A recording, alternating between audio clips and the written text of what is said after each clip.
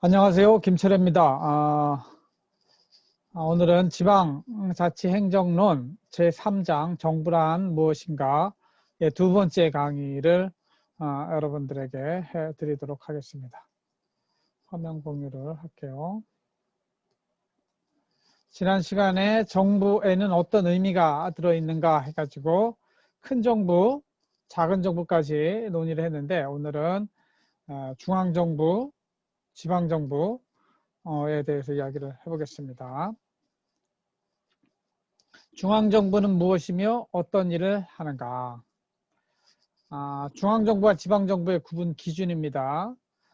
이론적으로는 우리가 중앙정부, 지방정부 이런 표현을 쓰고요. 실제 헌법, 정부조직법, 지방자치법 등 실정 법적으로는 중앙정부를 국가라고 부르고 지방정부는 지방자치단체 이렇게 부릅니다. 그래서 이 판단 기준은 사무와 기능의 범위가 어디까지 미치는가를 기준으로 판단을 합니다. 그래서 중앙정부, 다른 말로 국가 또는 중앙행정기관, 여기서 일하는 사람들은 국가, 공무원 이렇게 부르는데 공간적으로 전국을 내셔널 대상으로 하는 네이션와이드 워크스, 그래서 국방, 외교, 교육, 사회복지, 교육도 일정 부분은 지방이 하지만 국가 전체를 아우르는 교육은 중앙정부가 한다는 거죠. 사회복지도 대부분의 집행 업무는 지방자치단체가 하지만 전국 내셔널 표준, 미니멈, 즉 유니버설 서비스로서의 내셔널 스탠다드를 맞추는 사회복지는 중앙정부가 한다. 그 사람 관점에서 볼 때는 전체 국민을 대상으로 하는 업무를 중앙정부가 하는 업무, 국가, 중앙행정기관, 국가공무원 이렇게 부른다. 다음으로 지방정부 또는 지방자치단체는 여기서 일하는 사람을 지방공무원 이렇게 부르는데 공간적으로 특정 지역을 대상으로 하는 업무, 이걸 로컬이라고 합니다. Local Focused Work, 지역 복지라든가 지역 산업, 교육도 지역 교육 이런 것들은 지방정부, 지방자치단체가 수행하게 되죠. 사람 관점에서 볼 때는 특정 지역 주민을 대상으로 하는 업무. 그래서 중앙정부는 국가라고 한다면 지방정부는 서울시, 부산시, 대전시, 충청남도, 충청북도 이런 것들을 다 지방정부라고 한다. 저번에도 강조했지만 중앙정부가 수도권을 의미하는 것이 아니라 내셔널한 저 휴전선부터 제주도, 마라도까지, 서쪽으로는 백령도부터 동쪽으로는 독도까지를 전체를 관할하는 일을 하는 것은 중앙정부 또는 국가라고 부르고 그 전체를 구성하는 부분을 지방정부라고 부른다. 이렇게 개념을 여러분들이 명확하게 알고 계셔야 돼요. 그럼 중앙정부는 무엇인가? 중앙정부 국가죠. 대한민국 한반도를 부속소도로 하는 이런 헌법에 나와 있는 대한민국 정부는 광의로 볼 때는 삼권분립을 전체 다 표현해요. 3권. 그래서 입법부, 행정부, 사법부를 포함하고 협의로 볼 때는 이 중에서 행정부, 대통령과 중앙행정기관을 포함하는 것을 협의의 중앙정부라고 한다. 그래서 협의의 중앙정부, 행정부에 들어가는 제일 꼭대기, 피라미드형으로 되어 있고 꼭대기에는 대통령이 있고 대통령은 우리나라는 입법, 사법, 행정을 모두 포괄하는 국가 원수의 기능이고 이 행정부를 대표하는 또 기능은 행정부의 수반이라고 이렇게 두 가지 지위를 가지고 있습니다. 이 행정부는 국무총리와 국무위원, 국무회의, 행정각 각부, 감사원 등으로 구성되고 이 행정 각 부처라고 하는 것은 정부조직법에 따라서 지금 문재인 정부는 중앙행정기관이 18부, 5처, 17청, 2원, 사실, 6위원회 해가지고 52개의 중앙행정기관을 가지고 있습니다. 그래서 정부조직법에 따르면 18개의 중앙부처가 있는데 여러분 뭐 한번 찾아보세요. 그래서 국무총리는 전체 중앙행정기관을 지휘 감독하는 일을 하는 사람을 국무총리, 그리고 기획재정부는 경제부처를 총괄하는 부총리의 기능을 가지고 있고 예산, 조세, 공공기관 관리 이런 업무를 합니다. 교육부 장관은 그 문화정책 총괄하는 여기도 교육부를 부총리로 부르는데 교육, 사회, 문화정책을 함께 사회부총리라고 볼 수 있죠. 여기는 경제부총리 이렇게 볼 수 있습니다. 그다음에 과학기술 정보통신부, 그다음에 외교부, 통일부, 법무부, 국방부, 행정안전부. 우리 일반 행정 시험 보면 가장 많이 가는 곳이 행정안전부인데 여기는 정부조직 정원과 청사관리, 정부혁신, 전자정부, 지방자치, 재난안전, 민방위까지 굉장히 큰 부처입니다. 그래서 2개의 차관을 가지고 있고 그래서 지방자치 업무도 행정안전부에서 담당한다.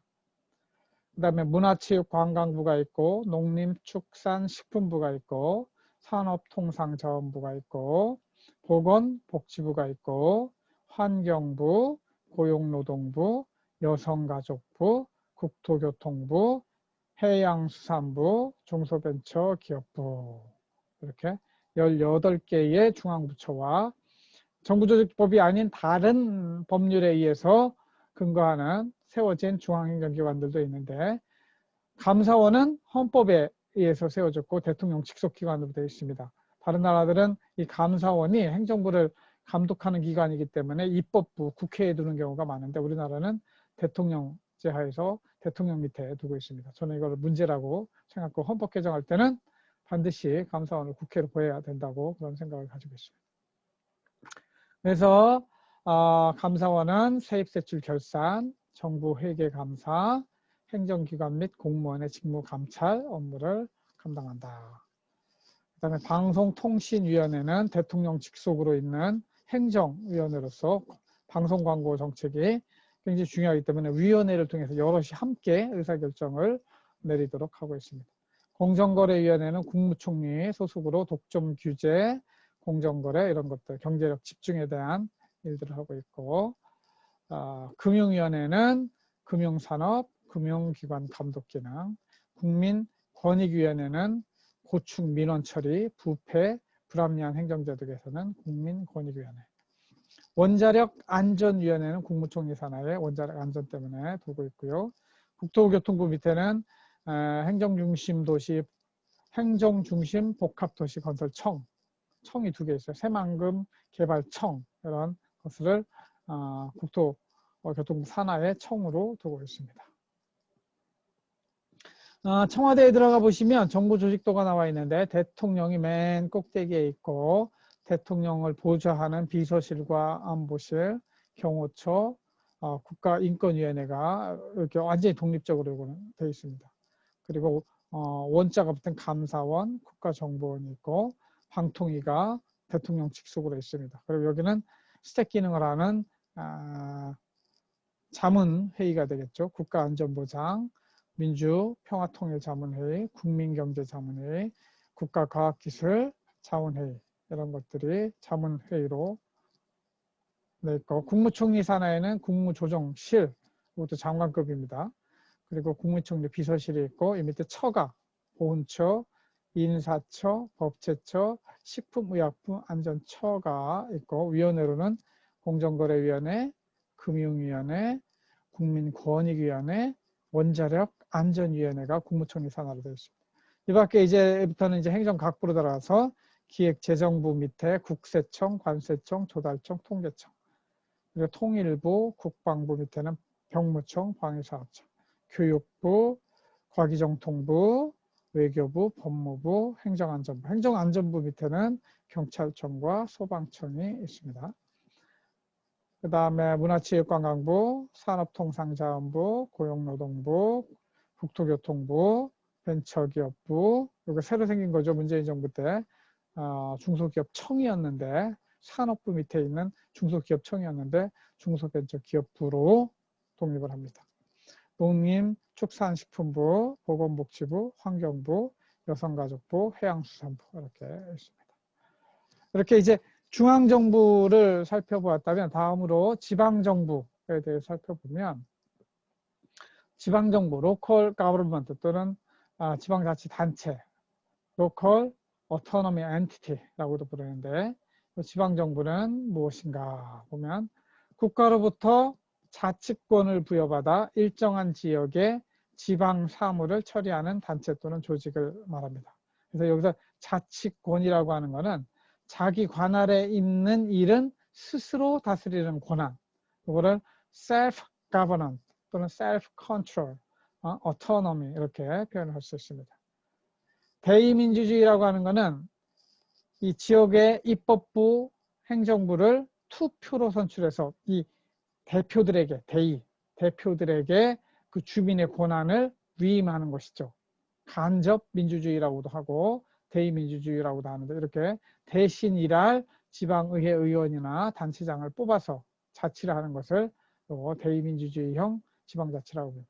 사법부는 자치가 안 된다고 그랬죠. 사법부는 여전히 국가가 전국의 표준으로 동일한 기준을 가지고 사법활동을 펼치고 있습니다. 그리고 일정한 지역을 관할하기 때문에 지방자치법에서는 이 일정한 지역을 전문용어로 행정구역, district, administrative district, 행정구역을 설정하게 되어 있습니다. 그래서 우리나라는 광역행정구역 그리고 기초행정구역 2단계로 구성 행정계층이 되어 있다. 그래서 광역자치단체 17개가 있고 기초는 243개인가가 있습니다. 그리고 지방사무, 어떤 일을 하느냐?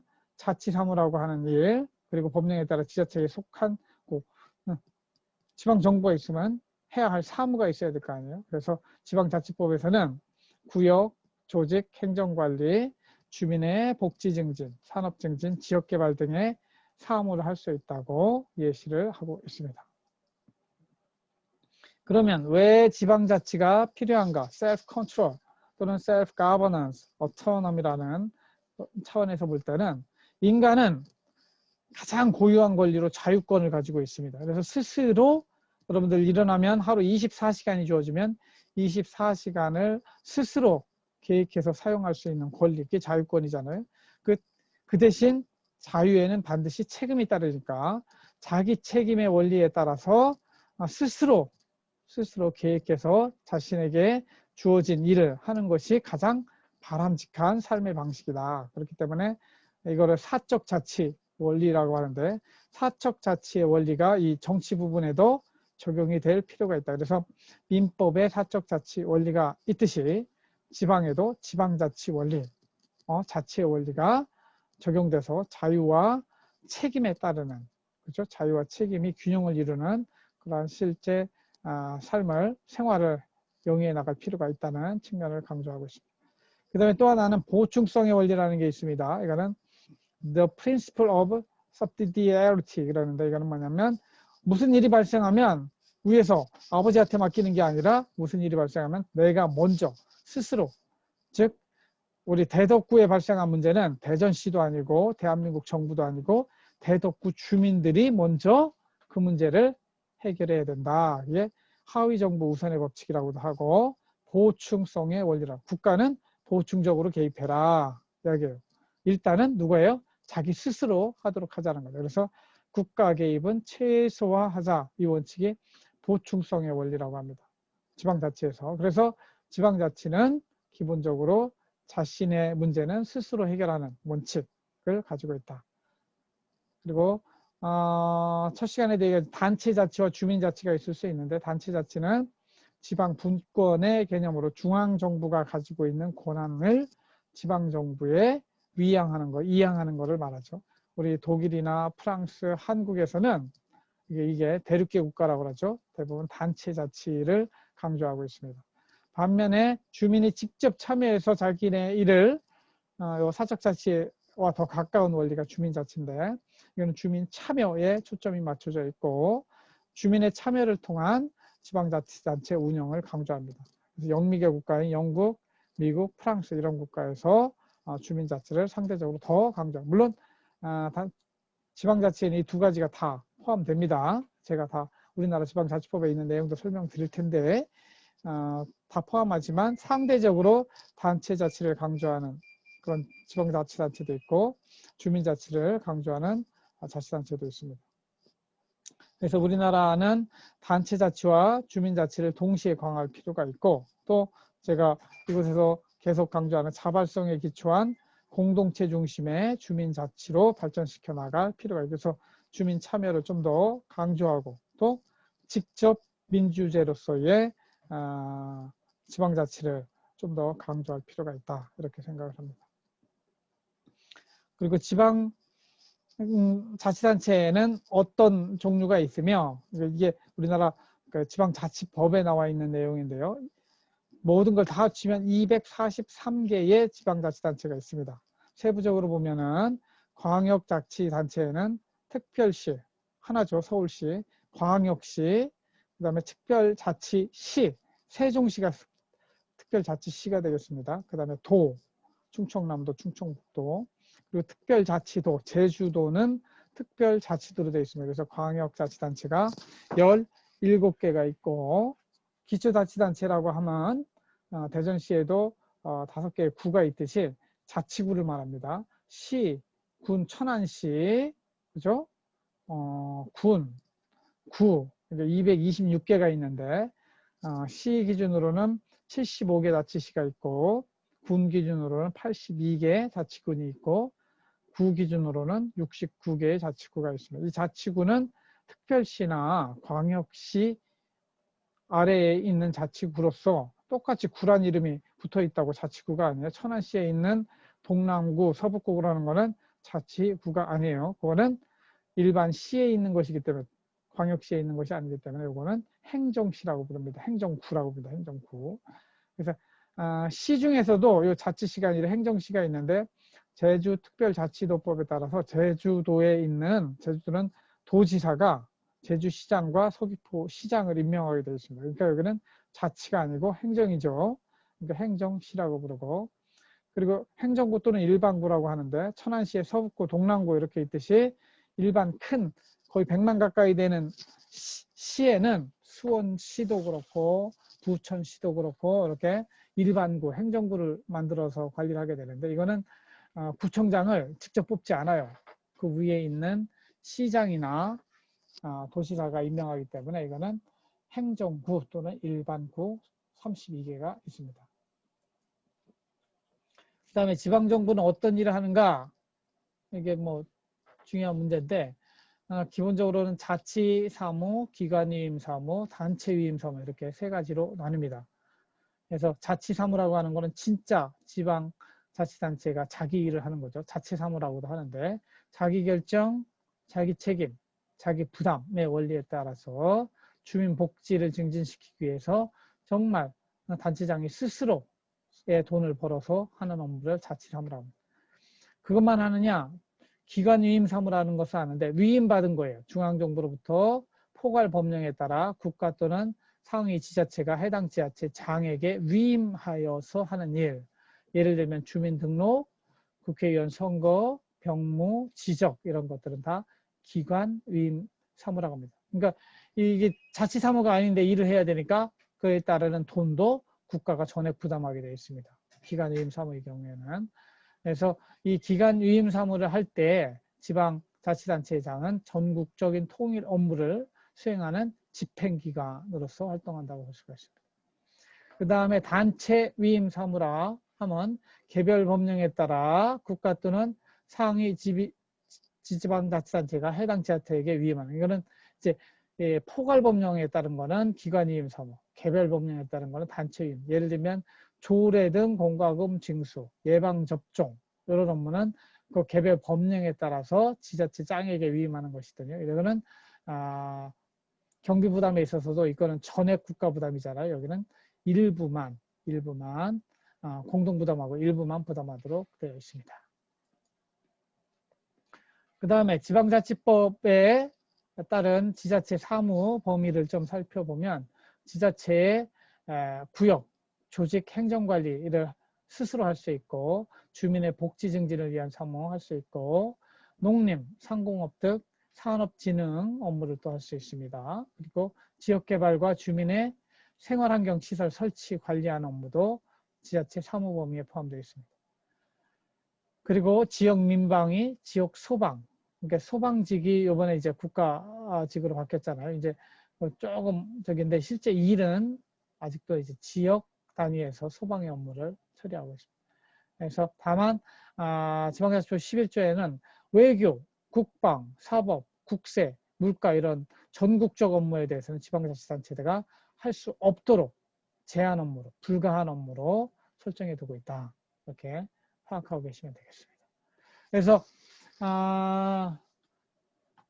두 번째 강의에서 중앙정부가 하는 일, 지방정부가 하는 일을 간략하게 살펴보았습니다. 행정학을 배우는 입장에서 이런 것들에 대해서 세세하게 하나씩 각 부처마다 어떤 정책이 있는지도 살펴봐야 하겠지만 하여튼 여기는 계략이니까 오늘은 지방자치의 관점에서 정부란 무엇인가 이 관점에서 중앙정부와 지방정부의 하는 일이 어떤지 살펴보았습니다. 마지막으로 오늘 제 3장 정부는 무엇인가에 관련된 말씀으로 로마서 13장 1절 말씀을 함께 살펴보도록 하겠습니다. 각 사람은 위에 있는 권세들에게 굴복하라. 권세는 하나님께로서 나지 않음이 없나니 모든 권세는 다 하나님의 정하신 바라. 이렇게 Everyone must submit himself to the governing authority. governing authority가 이제 권세라고 표현이 된 거죠. For there is no authority except that which God has established. The authorities that exist have been established by God. 하나님에 의해서 만들어진 권세니까 그 권세에 굴복하고 순종하라는 거죠. 그러면 모든 권세에 대해서 굴복해야 되느냐? 아버지가 폭력을 행사하는데 또 아버지가 도둑질을 하라고 하는데 그 권세에 대해서도 굴복해야 되느냐? 히틀러와 같이 그런 악한 정부나 총통이 하라고 하면 굴복해야 되느냐? 그렇지 않습니다. 성경은 어느 한 구절만 볼 수가 없고 전체 맥락을 보고 서로 연결되어 있는 걸 봐야 되는데 여기서 말하는 권세라고 하는 것은 하나님보다는 앞설 수 없습니다. 하나님의 말씀에 위배되지 않는 권세들을 말합니다. 그래서 정의롭지 못한 이런 권세에 대해서는 예수님도 저항하기를 더 옳은 것으로 본다고 여러분들이 알아야 됩니다. 그래서 성경 말씀이 모든 권세에 굴복하라고 되어 있다고 해가지고 무조건 굴복하는 것은 옳지 않고요. 그러나 방법론에 있어서 예수님도 모든 힘을 가졌지만 빌라도에게 죽임을 당하는 그런 순종을 하셨거든요. 그렇기 때문에 성경에서 말하는 이 굴복이라고 하는 것은 예수님처럼 폭력을 사용하지 않고 저항은 해야 됩니다.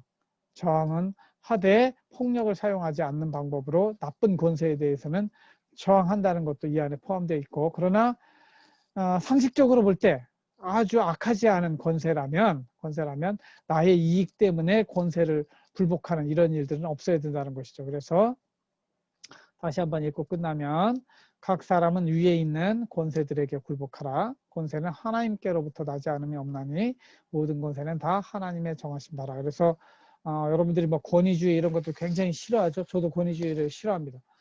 그러나 합당한 권세에 대해서는 굴복하고 순종하는 그런 모습이 정부가 하는 일에 대해서 요즘 코로나 관련된 일에 있어서도 교회가 많이 잘못하고 있는데 정부가 정말 성경 말씀에 비춰서 옳은 일을 하고 있으면 그에 대해서는 굴복하고 순종하고 협조하는 것이 마땅히 교회가 또는 믿는 사람들이 해야 할 일이기 때문에 전가원 같은 사람이 하는 태도는 굉장히 성경적으로도 잘못된 일이다 이렇게 볼 수가 있겠습니다.